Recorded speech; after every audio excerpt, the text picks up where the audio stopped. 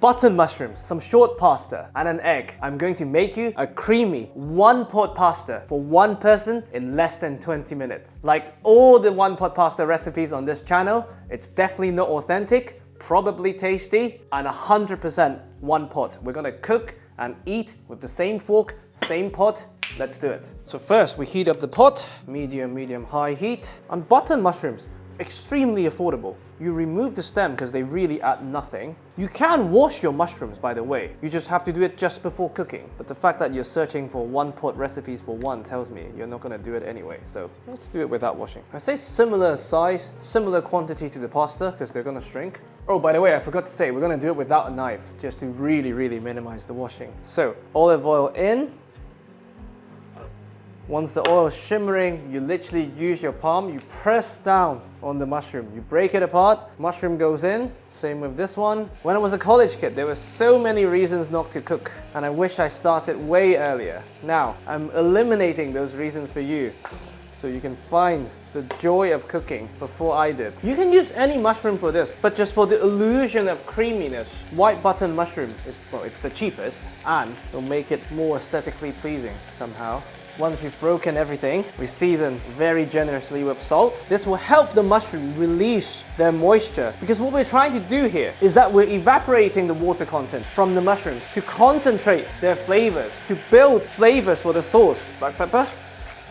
And now we really break the mushrooms down. And mushrooms, they're full of water content. If you don't evaporate them before adding the water, there's very little flavor in the end product. It's the same principle when it comes to just sauteing mushrooms. A lot of people undercook the mushrooms and they serve them before they even have the chance to start releasing their moisture. Look at the steam, that's the water content evaporating. Now is a good time to boil some water with your kettle. Once you can see not much steam is coming out and the mushrooms are turning slightly golden brown, we're ready for the secret ingredient, the egg. It sounds crazy, but that's what's gonna give us the false sense of creaminess, and you'll soon see why. Now, we push the mushrooms to one side, we add a bit more oil, and we crack an egg. And we're gonna fry the crap out of this egg. Once the edges of the egg white has almost caramelized, we grab our boiling water and we add to the pot. It's gonna smoke a bit, by the way. And we keep this boiling at high heat. The protein of the egg, especially the egg white, would turn this whole broth milky white.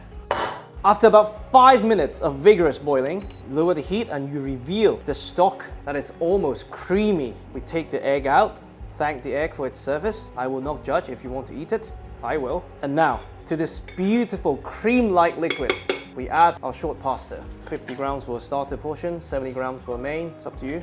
And we cook the pasta directly in our sauce to further thicken the sauce and add to the creaminess. Because what's gonna happen when we stir, we are releasing the starch from the pasta, just like when you cook a risotto. And this will thicken the cooking liquid, giving us a very creamy finish. Just like a risotto, you can walk away for the first 5 minutes just for the pasta to cook. But for the last half of cooking, you really need to stir vigorously and really mother it. While you wait, you can always have some crispy egg white. Most people undercook egg white. They don't understand. It's mostly protein. You're gonna fry a steak, why poach egg white? Look at this milky white color. It's crazy, huh? Even the yolk, it's fully cooked, so what? I feel sorry for people eating poached eggs.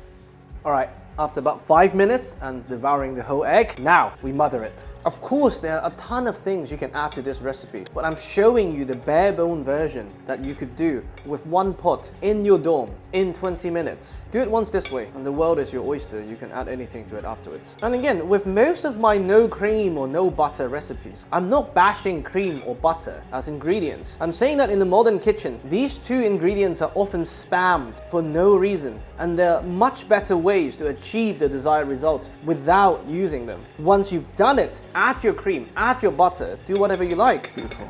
The smell is incredible. All right, we're getting close. Just look at the creamy color that we've created. It's incredible, beautiful. Now, once you're close to the 10-minute mark, you taste for doneness. Al dente-ish, but we're almost there. So, and a touch of salt. And now we're just solving for consistency. So we reduce the cooking liquid. Almost there. Now, once you can see the creamy consistency, I know I said 1 fork, but just to grab a spoon to demonstrate my point, this is what you can expect. Something that coats the back of your spoon. That's how creamy it is already. Beautiful. Stove off, a bit more black pepper. Just look at this consistency. And look at the spoon. And that's it. From the moment you come back from the supermarket, you can have this in less than 20 minutes. This is 1 pot creamy mushroom pasta for 1 person. I really hope you enjoy.